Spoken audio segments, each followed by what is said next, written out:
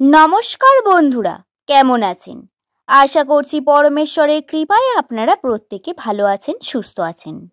শুভকথা YouTube চ্যানেলে সকলকে স্বাগত। আজ আপনাদের জানাতে চলেছি ধনতেরাসের রহস্য। তাই চলুন আর দেরি না করে ভিডিওর মূল পর্বে প্রবেশ করি।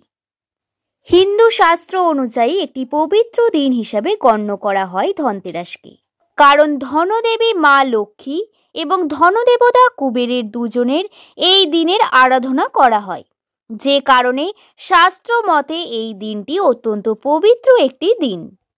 আর এই দিন আপনি বেশ কিছু নিয়ম নিষ্ঠার সঙ্গে ভক্তি সহযোগে মা লক্ষ্মী এবং কুবেরের পূজা করেন, তাহলে সেক্ষেত্রে আপনার পরিবারে সুখ সমৃদ্ধি এবং ধন সম্পত্তির আগমন ঘটবে। আজকের এই ভিডিওটির মাধ্যমে আলোচনা করব কিভাবে মা লক্ষ্মী এবং ধনদেবতা কুবেরের পূজা বা আরাধনা করবেন। 5 দিন ব্যাপী দীপাবলি উৎসবের প্রথম দিনই হলো ধনতেরাস। ধন মানে হলো সম্পদ বা অর্থ, আর তেরাস হলো ত্রয়োদশ, অর্থাৎ কার্তিক মাসের শুক্লপক্ষের 13তম দিন। আমাদের বিশ্বাস রয়েছে এই ধনতেরাসের দিন বিশেষ কিছু দ্রব্য কিনে আনা সম্ভব হয়। তাহলে একদিকে যেমন ধনদেবী লক্ষ্মী তিনি গৃহে অবস্থান করেন এবং অন্যদিকে ধনদেবতা কুবেরও এতে সন্তুষ্ট হন। ধনতেরাসের পৌরাণিক কাহিনী বা ইতিহাস চলুন এটাও জেনে নিই।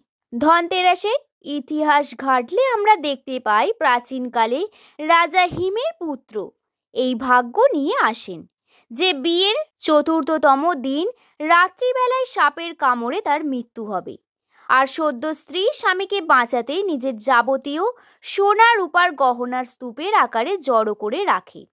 স্বামীর শোবার ঘরের দরজার সামনে সমস্ত ঘর প্রদীপের আলোয় সাজিয়ে দেন সাপের পথ আটকাতে। এরপর তিনি সারা রাত গল্প বলে গান গেয়ে স্বামীকে জাগিয়ে রাখেন।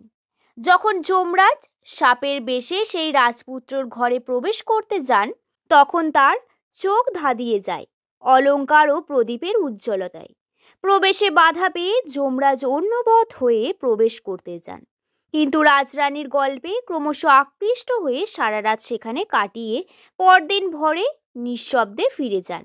তাই যমের হাত থেকে স্বামীকে রক্ষা করার জন্য এই দিনটিকে যম দীপদান বলেও উল্লেখ করা হয়, যে কারণে এই দিন প্রদীপ জ্বালানো হয়। তাই প্রদীপ জ্বালানোর একটি নির্দিষ্ট নিয়ম ও পদ্ধতি রয়েছে। এই দিন সব থেকে বেশি গুরুত্বপূর্ণ এই কারণেই এই দিনে মা লক্ষ্মীর পুনরাগমন ঘটে। তার পেছনেও স্বাস্থ্যসম্মত যে কারণটি, তা হলো এক দুর্বাসা মুনির অভিশাপে স্বর্গ থেকে বিতাড়িত হয়েছিলেন মা লক্ষ্মী। রাক্ষসদের সঙ্গে লড়াই করে ধনতেরাসের দিনই দেবতারা ফিরে পান দেবী লক্ষ্মীকে। হারিয়ে যাওয়া লক্ষ্মীকে ফিরে পাওয়ার জন্য এই উৎসব হলো ধনতেরাস।